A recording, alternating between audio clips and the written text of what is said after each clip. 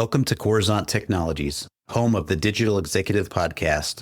Welcome to the Digital Executive. Today's guest is Nina Anto. Nina Anto is a composer, music producer, singer, and pianist with a stellar education from CalArts and BIM London. As the co-founder of My Audio Sign, she has created sonic signatures for renowned podcasts, awarded short films, and notable campaigns such as Kosmarski Group, Curtain Call, Rafael Berzoska Foundation, Your Yes Has Power campaign. Well, good afternoon, Nina. Welcome to the show. Hello, Brian.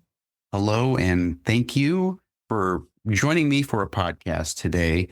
I appreciate you making the time. I know you travel a lot between Los Angeles and Warsaw, Poland, and I know that's halfway around the world, but I love you doing this from Poland today, so thank you again.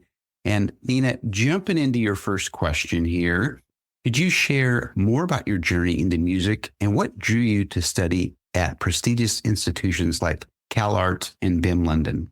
So yes, I do come from Poland, from Warsaw, and our music culture here is different. We don't have so much of modern music when it comes to unity.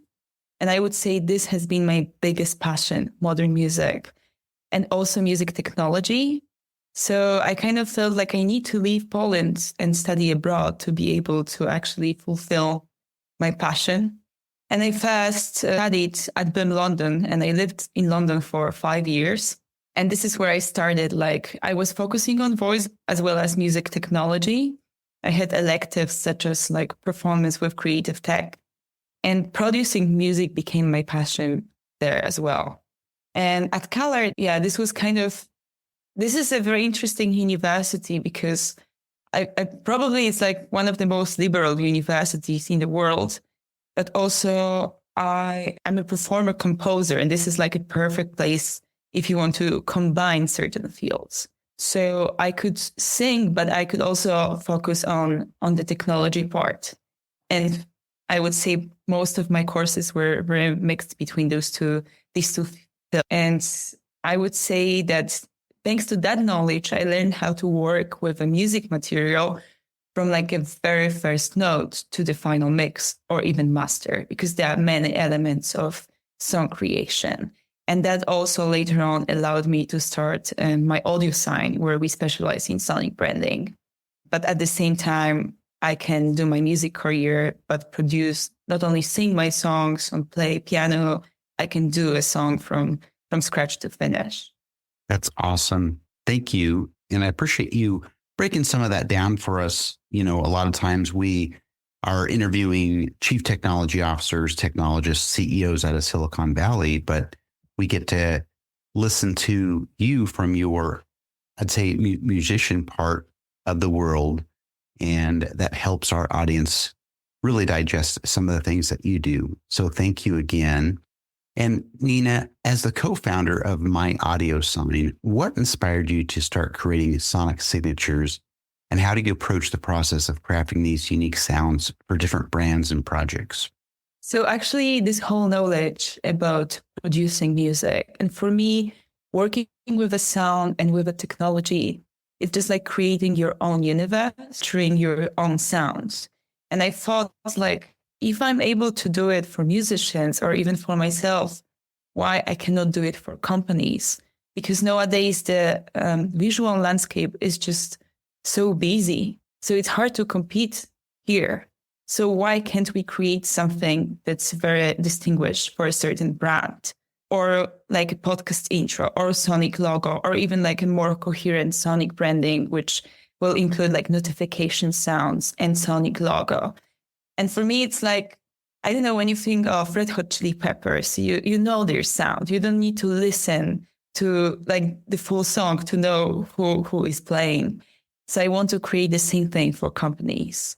They all like a coherent sonic universe. But this also involves a lot of research. It's not something that you can just imagine. You need to work with the data. If you work with a bigger company, it's great to have a proper marketing research behind. And we also do it. We work with partners. It's a marketing research company based in Warsaw, Poland, but they do everything also for the whole world.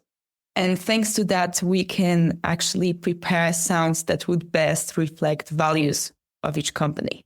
So we really analyze like all the data, but we also try to understand the cultural aspect, because it will be different doing things for Los Angeles-based company, and it will be different for Greece or different for Poland. And here, like I could give an example, we did a Polish podcast, and it was very important there to actually understand how, for example, divided is politics in Poland.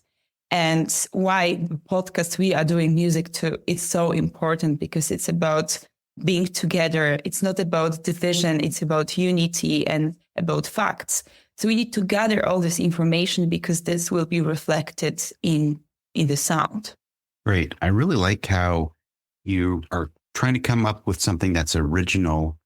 Again, these sonic signatures, something that's unique to brands. And I think that's awesome. Really, really haven't heard that before. And I think that's, like I said, going to be pretty exciting to follow. So thank you, Nina. And Nina, you're welcome. Utilizing your skills as a music producer and as a professionally trained pianist and vocalist, you handled the sound production and mixing of your new single, Show Me Your Scars. Can you tell us more about the music engineering process and how you brought the song to life? Yes. So Show Me Your Scars, it's my new single that's available on all streaming platforms. I'm also very excited because it got into the Spotify editorial playlist. So that really means a lot to me. But it was also the song that I didn't want anyone to engineer, because as an artist, for me, when I work for my own projects, I have my own vision that I want to show.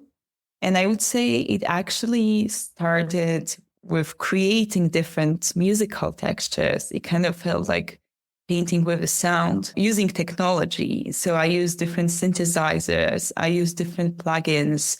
So I work in a certain program. I use 3 different programs. When I work with audio, I record in Pro Tools when I'm in the studio. And here I also recorded grand piano myself. So I had to play grand piano, but I also had to place microphones around the grand piano, and I know how to place them so the sound is good.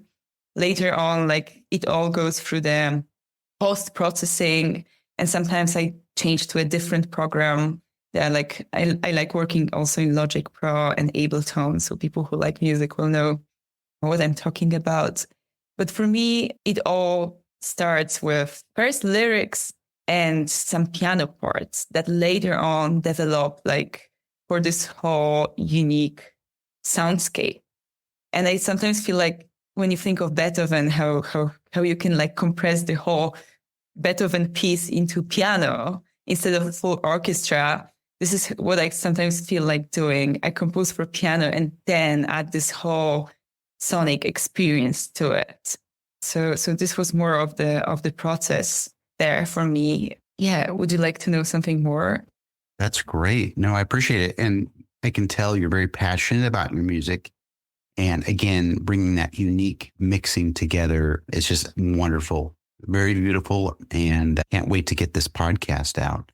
So Nina, last question of the day. Are there any upcoming projects or collaborations that you're particularly excited about? Can you give us a sneak peek into what's next for Nina Anto? So there's one project I'm excited about. I'm not sure 100% yet how it will work out, but when I came to study at CalArts, I was sponsored by Rafał Brzoska Foundation, and I'm so grateful for the opportunity to still be a part of this. And we still we are in touch and sometimes work together on projects. And now we are thinking of going to Ghana and actually recording a few songs with children from a school in Ghana, because it's like kind of connected with Rafał Brzoska Foundation. The founders of Rafał Brzoska Foundation, Omena Foundation, built a school in Ghana. So hopefully this will work out, because that would be such a unique project. And probably that's the most exciting one for me at the moment. Another one is probably in September, we're going to have a panel about mental health and music in Los Angeles. where also my short P will be presented together with some visuals made by Polish artists. So this is another project. And yes, soon our Sonic logo will premiere in Athens at the Athletic Cup. So this is also another thing that's making us very happy as my audio side. That's so awesome. I appreciate that. And there are so many things that you do as a musician, obviously, but the projects sometimes are what really fulfill people. And I can tell on the podcast about your excitement in your voice of some of these upcoming projects and collaborations. So I appreciate the share. And Nina, it was such a pleasure having you on today, and I look forward to speaking with you real soon. Thank you so much, Brian. That was great. Bye for now.